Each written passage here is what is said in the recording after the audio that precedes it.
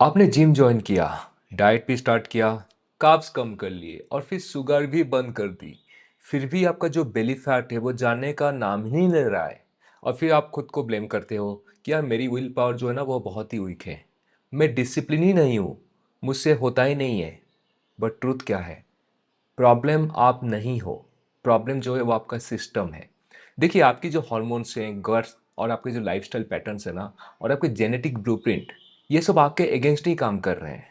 और मैं इस वीडियो में वो सच बताने वाला हूँ जो आपको कोई भी डाइटिशियन, कोई भी जिम ट्रेनर ने कभी भी नहीं बताया। Hi, this is Jagan and I am a certified health coach. और मैं पहले भी विक्टिम था इस सिस्टम का। एक टाइम पे मैं 83 केजी पे था। मुझे डायबिटीज का भी सिम्टम थे, कोलेस्ट्रॉल भी हाई था, फैटी लिवर और फिर बेली फैट ऐसा था कि जो कभी जा ही नहीं रहा था। कॉन्फिडेंस पूरा कम हो गया था और कांस्टेंट फ्रस्ट्रेशन था। और मैंने सब कुछ ट्राई किया, कीटो ट्राई किया, low carb diet, no carb diet, intermediate fasting, 1000 calorie dieting भी मैंने ट्राई किया है। और साथ में जिम 5 दिन हफ्ते में जा रहा था with all kind of trainings. इससे क्या हुआ, मैं रिजल्ट तो आया, मैंने कुछ वेट तो लूज़ किया, पर वो रिजल्ट जो था ना वो टेम्पररी था। और फिर कुछ दिन के बाद मेरा फिर वापस वेट आ गया। अब मैं हमेशा अपने आप से पूछ रहा था कि मैं इतना एफर्ट कर रहा हूँ, फिर मेरा रिजल्ट क्यों नहीं है? तो मुझे एक चीज़ समझ आया कि ये जो चीज़ है ना, ये मोटिवेशन की बात नहीं है, ये कहीं ना कहीं आपके मेटाबॉलिज्म से जुड़ा हुआ है। और मेटाबॉलिज्म जो है वो आपकी कैलोरी से कंट्रोल नहीं होता है, ये कंट्रोल होता है आपकी 4 रूट कॉज से। और ये 4 रूट कॉज जब तक ठीक नहीं होते तो कोई भी डाइट, कोई भी वर्कआउट या कोई भी सप्लीमेंट आपके लिए काम नहीं करेगा। चलिए समझते हैं कि ये रूट कॉज क्या क्या है। पहला रूट कॉज जो हम बात करेंगे आज, वो है आपका जेनेटिक्स और एपिजेनेटिक्स। ठीक है। और ये जो है सबसे पहला और सबसे मोस्ट इम्पोर्टेंट रूट कॉज है, क्योंकि आपकी बॉडी का जो सॉफ्टवेयर है जिसको डीएनए जैसे बोलते हैं, ये डीएनए डिसाइड करता है कि आपकी मेटाबॉलिज्म की स्पीड कैसी रहेगी।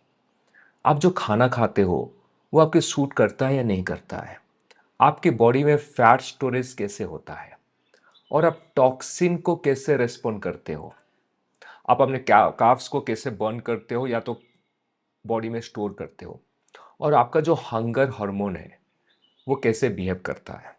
अब देखिए, किसी का जेनेटिक होता है, आपने देखा होगा बहुत सारे लोग हैं जो कि खाना बहुत खाते हैं पर पतले हैं, और कुछ लोग हैं कम खाते हैं पर उनके बॉडी में फैट बन के स्टोर हो जाता है। तो ये जो जेनेटिक होता है ना, किसी का जेनेटिक ऐसा होता है जो कि फैट बर्न फ्रेंडली होता है। ठीक है। और दूसरे का जेनेटिक जो होता है उसका जो है फैट स्टोरेज फ्रेंडली, मतलब कम खाता है फिर भी फैट कम नहीं होता, फैट बढ़ता जाता है। और एपिजेनेटिक क्या होता है? एपिजेनेटिक एक स्विच टाइप का होता है जो जेनेटिक बिहेवियर को कंट्रोल करता है। और ये जो है आपके लाइफस्टाइल, फूड, स्लीप, स्ट्रेस, ये सबसे मतलब कंबाइन होता है। और इसका डायरेक्ट इफेक्ट जो है वो आपके जीन की एक्टिविटी के ऊपर रहता है। ठीक है। आप सोचिए कि आपके जेनेटिक्स जो है वो ये डिसाइड करते हैं कि कार्ब्स आपके बॉडी में फैट बनेंगे या एनर्जी में कन्वर्ट हो जाएंगे। अगर आपकी जेनेटिक टेंडेंसी जो है वो कार्ब्स को फैट बनाने का है, तो कार्ब्स कट करने से आपको लॉन्ग टर्म रिजल्ट नहीं मिलेगा। शायद शॉर्ट टर्म में कुछ रिजल्ट आ जाए, पर लॉन्ग टर्म में वो सस्टेन नहीं करेगा। आपको क्या चाहिए? एक पर्सनलाइज जेनेटिक फ्रेंडली डाइट चाहिए, इसको हम बोलते हैं डीएनए बेस्ड डाइट। ठीक है। बहुत ही पावरफुल मैं आपको बता रहा हूँ, क्योंकि ये चीज़ जो है ना वो आपके लाइफ को बदल सकता है। अब चलिए हम सेकेंड रूट कॉज में चलते हैं। सेकेंड रूट कॉज क्या है? वो है गट माइक्रोबायोम। अब ये दूसरा बड़ा विलेन है, गट माइक्रोबायोम इम्बैलेंस। क्योंकि आपका जो गट है वो खाली डाइजेशन का सिस्टम नहीं है, ये आपका कंट्रोल सेंटर है आपके बॉडी का। जैसे कि आप सोचिए कि आपके गट जो है उसमें होता क्या, आपके गट में trillions of good bacterias, they all live. और ये जो बैक्टीरियाज होते हैं, अच्छे अच्छे बैक्टीरियाज, ये क्या करते हैं? आपकी फैट बर्निंग को कंट्रोल करते हैं, आपकी क्रेविंग्स को कंट्रोल करते हैं, आपकी डाइजेशन, आपकी मूड, आपकी एनर्जी, आपकी इन्फ्लामेशन मार्कर्स, और आपकी इम्यूनिटी को भी कंट्रोल करते हैं। पर चीज़ क्या होता है कि जो हमारा लाइफस्टाइल है वो बहुत ही सेडेंटरी होता है, राइट? और sugar, stress, late night activities, antibiotics, toxicity in the environment, आपकी जंक फूड, ये सब मिलके आपके गट आर्मी को वीक बना रहते हैं।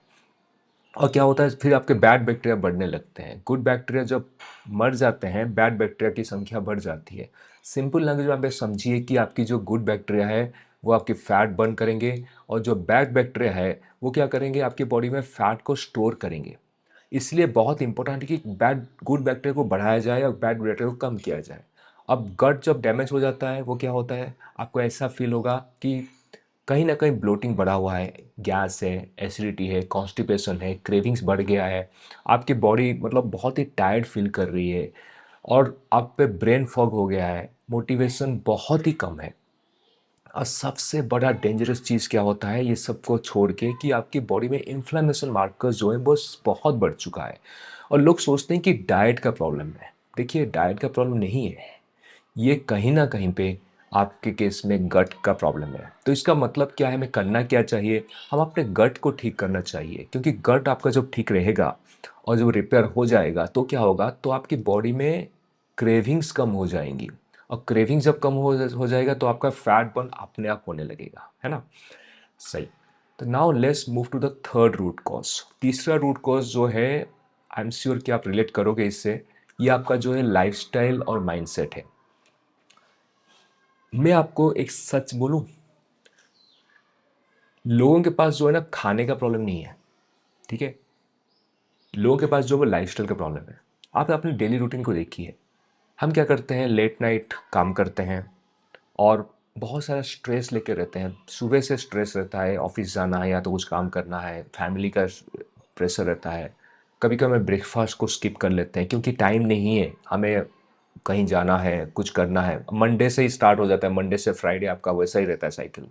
और कभी कभी ये होता है कि हम लैपटॉप में काम कर रहे हैं या तो सिस्टम में काम कर रहे हैं, तो बहुत लंबा टाइम एक जगह बैठे रहते हैं। सनलाइट बिल्कुल नहीं है, मतलब विटामिन डी डेफिशिएंसी तो है ही। मूवमेंट आपका बिल्कुल कम है, आप मुश्किल से 2000 स्टेप पर डे करते हो, और बहुत ज़्यादा सोच रहे हो कि ये करना चाहिए, वो करना चाहिए, क्या करना चाहिए। Stress scrolling all the time you keeps doing. Emotional eating भी है। ये सब चीज़ें बहुत छोटी लगती है सुनने में, राइट, हमें पता है ये सब सही नहीं है, बट क्या है ना, ये आपके मेटाबॉलिज्म को स्लो कर देते हैं। अब सोचिए कि आपके माइंड जो है वो आपकी हार्मोन को कंट्रोल करता है। अब जो स्ट्रेस बढ़ता रहता है तो क्या होगा, तो आपका कॉर्टिसोल बढ़ता रहेगा। कॉर्टिसोल क्या है, वो आपका एक स्ट्रेस हार्मोन है जो आपका बढ़ता रहता है, ठीक है। और कॉर्टिसोल बढ़ने से होता क्या है कि आपका स्लीप फिर कम हो जाएगा, पुअर स्लीप रहेगा, उससे थायराइड आपका स्लो रहेगा, thyroid function will be very slow. Over thinking करने से आपकी क्रेविंग बढ़ेगी, right, you feel more hungry, तो बिंज ईटिंग वगैरह रहेगा। अगर आप बॉडी में लाइफ में कोई रूटीन नहीं है तो आपकी इंसुलिन रेजिस्टेंस रहेगा, higher insulin will be there. और सनलाइट कम होने से आपका मूड भी खराब रहता है, राइट।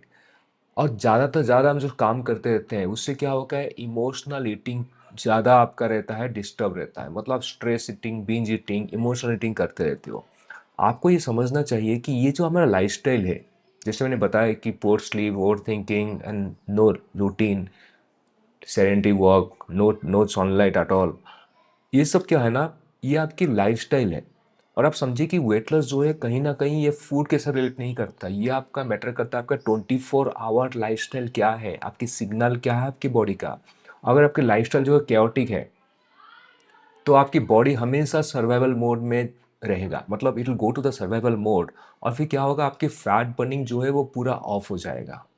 और हमें करना क्या होता है, हमें एक्चुअली अपने लाइफस्टाइल को रिसेट करना है, ठीक है। ये लाइफस्टाइल में क्या रहेगा, आपके मॉर्निंग रिचुअल को ठीक करना है, आपकी ब्रीदिंग ठीक करनी है, breath work has to be proper. Accountably चाहिए, you have to be accountable to somebody who is thinking about your health and who is actually serious about you.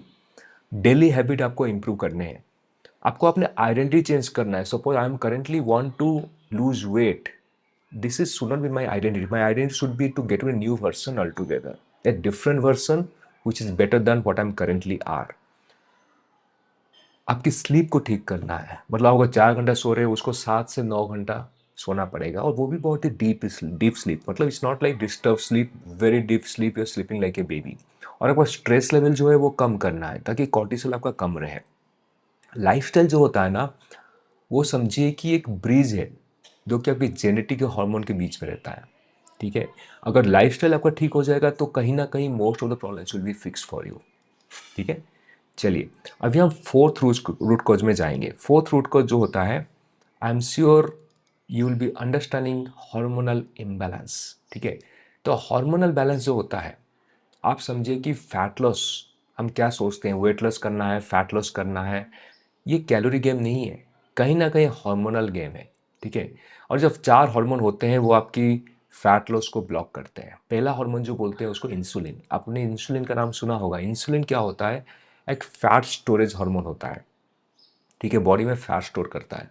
अगर इंसुलिन आपका हाई है, ठीक है, तो अब क्या होगा, तो आपका फैट बर्निंग जो है वो स्लो हो जाएगा, इट विल बी ऑफ। इसका सिम्टम क्या है, बेली फैट बढ़ेगा, शुगर क्रेविंग बढ़ेगी, आपकी एनर्जी कम रहेगी, and you always weight get stuck. आप कम भी खाओ तो भी आपका वेट कम नहीं होगा। और इंडिया जो है ना, it is a factory of insulin resistance. मतलब हो सकता है कि आपको डायबिटीज़ नहीं है पर आपको इंसुलिन रेजिस्टेंस है।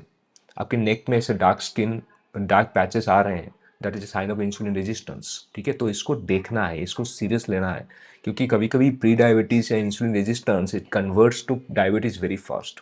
सेकेंडली आपका जो रहेगा कॉर्टिसोल। कॉर्टिसोल क्या है, वो आपका स्ट्रेस हार्मोन है।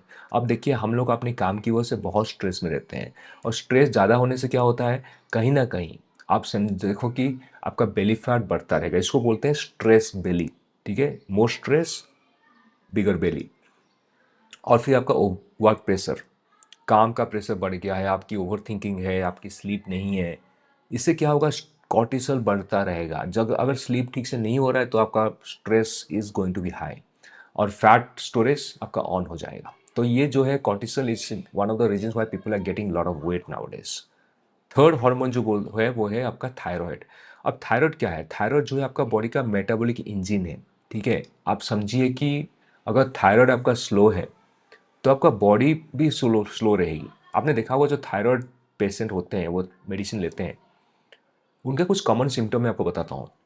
टायर्डनेस हमेशा रहेगा, they will always get stuck in their weight, weight कभी कम नहीं होगा, जो वेट है उनका वहीं पे अटक गया। आप सोचिए कि वो कुछ भी ट्राई कर रहे हैं तो वेट कम नहीं हो रहा है, खाना कम कर दिया या तो ज़्यादा एक्सरसाइज कर रहे हैं तो वेट वहीं पे स्टक हो गया। हेयर फॉल होता है, ठीक है, मूड स्विंग होता है, हमेशा वो इरिटेटेड रहते हैं, and they have slow digestion problems. ठीक है, ये आपका थायराइड का हो गया। तो इसे one of the concerns what most people have.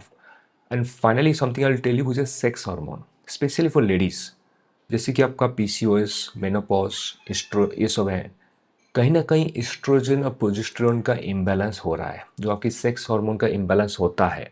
तो क्या होता है, कहीं ना कहीं फैट लॉस आपका ब्लॉक हो जाएगा। ठीक है, और समझिए कि हार्मोनल इम्बैलेंस अगर आप इसमें हो तो कोई भी दुनिया का डाइट या कोई भी वर्कआउट आपके लिए काम नहीं करेगा, क्योंकि हार्मोन को फिक्स करना बहुत ज़रूरी है। रूट कॉज को हील करना चाहिए, क्योंकि जब तक हम आपके गट को रिपेयर नहीं करेंगे, आपकी स्ट्रेस लेवल को कम नहीं करेंगे, तो क्या होगा, कहीं ना कहीं पे आपका स्लीप को अगर फिक्स हम नहीं करेंगे तो will be a lot of problems. आपका फूड टाइमिंग अगर हम ठीक नहीं करेंगे, मूवमेंट को ठीक नहीं करेंगे, पर्सनलाइज न्यूट्रिशन नहीं देंगे, तो रिजल्ट नहीं आएगा। तो हमें ये सब चीज़ पे काम करना है, गट gut detox, stress improvement, right? And fixing your sleep, fixing your nutrition, fixing your mindset, right timing, food planning, preparing your food, right? And giving something which is very personalized for you।